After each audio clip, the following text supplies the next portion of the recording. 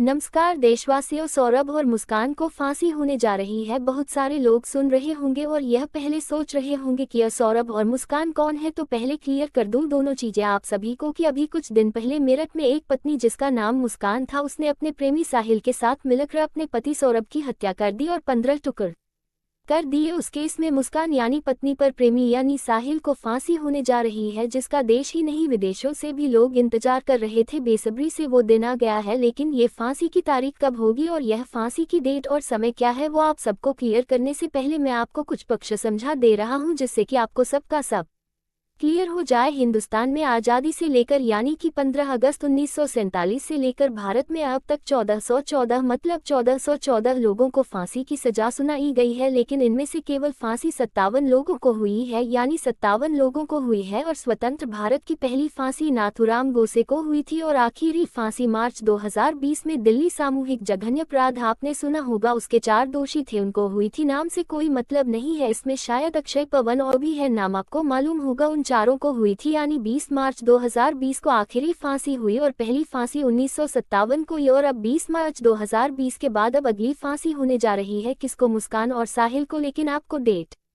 Clear कर दूं ताकि आप दिल थाम कर बैठे। उससे पहले मुस्कान और साहिल के केस पर कुछ चर्चा कर दे रहा हूं। आज से कुछ सालों पहले मुस्कान ने अपने प्रेमी जिसका नाम सौरभ था उससे शादी की थी, यानी मुस्कान ने सौरभ से लव मैरिज की थी। लेकिन जो उनका पति था यानी सौरभ, वो मर्चेंट नेवी में था और वो कभी कभी यहाँ पर आता था। इसी बीच मुस्कान की आंखें 2 और 2 4 हो गई किसी और के साथ। उसका नाम था साहिल और साहिल के साथ मिलकर मुस्कान ने अपने प्रेम पति को मारने की योजना बनाई और इसी योजना को अंजाम दिया उसने मार्च 2025 में और अपने प्रेमी साहिल के साथ मिलकर अपने पति को 15 टुकड़े कर दिए और 15 टुकड़े करने के बाद उसको एक ड्रम लिया और ड्रम में टुकड़े डाल दिए और उसमें सीमेंट का घोल डाल दिया जिससे कि वो जम जाए और उसमें से स्मेल ना आए और बाकी किसी को पता ना चले। और ऐसा काम करके मुस्कान अपने प्रेमी साहिल के साथ भाग गई। कहाँ? शिमला और मनाली हनीमून मनाने एन के लिए या आनंदमय जीवन जीने के लिए। कुछ दिन बाद वह वहां से लौट के आई, तब इस मामले को आगे चीज क्लियर। और जो उसकी बेटी थी सौरभ को मार दिया गया और जो मुस्कान की बेटी थी 6 साल की, शायद उस बेटी से पूछा गया बेटी पापा का है, उसने कहा पापा दाम में पड़े। इस जघन्य घटना को सुनने के बाद भारत का बच्चे से बच्चा और बूढ़े से बूढ़ा व्यक्ति भी कांपने लग गया, उसके रोंगटे खड़े होने लग गए, क्योंकि आज तक शायद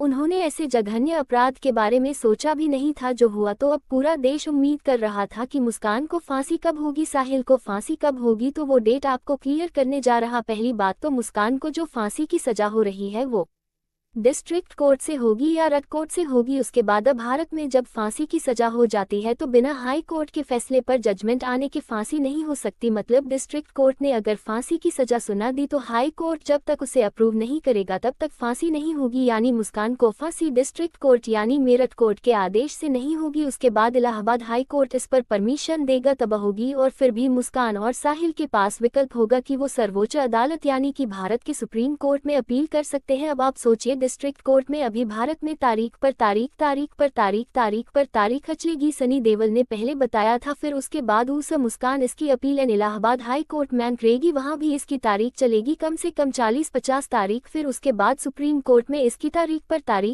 तारीख चलेगी, वहां भी ये मामला 5 साल खगा, यानी कि कम से कम अभी इस मामले में 10 से 12 साल तक कोई निर्णय आने के चांस नहीं है। यही कारण है भारत से अपराध खत्म नहीं होता और अपराधियों के हौसले बुलंद हो जाते हैं। यही कारण है कि भारत में माँ बहन बेटियों के साथ अत्याचार होता है और दरिंदों के हौसले बुलंद हो जाते हैं।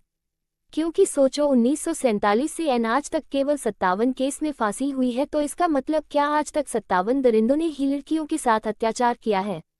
अत्याचार तो बहुत हुए हैं, लेकिन फांसी की सजा का इंतजार अभी बहुत सारे लोग कर रहे हैं। हमारा कानून इतना ढीला है, इतना लिबरल है कि वो अपराधी को फांसी के चंगुल तक पहुंचा ही नहीं पाता। इसीलिए भारत में अपराधी के हौसले बुलंद हो जाते हैं और आम आदमी जो निर्दोष व्यक्ति है वह बेचारा डर के सहम की अपनी जिंदगी काटता है कि वो कहीं फंस नहीं जाए। ये वीडियो मैं सिर्फ इसलिए बना रहा हूँ ताकि आप सब मेरी बात से अगर एग्री है तो गवर्नमेंट तक मेरी बात पहुँचाए और उसे कहिए प्लीज कानून को सख्त से सख्त करे, ताकि आम आदमी बेहतरीन जिंदगी जी सके, अपनी स्वतंत्रता के साथ रह सके और अपराधी के हाथ पैर कांपने लग जाए और अपराधियों को इतनी तगड़ी से तगड़ी सजा दे सरकार, ताकि आने वाली पीढ़ी भी अपराध करने से पहले 500 बार सोचे। तो मिलते हैं एक नए वीडियो में, तब तक के लिए गुड बाय, जय हिंद।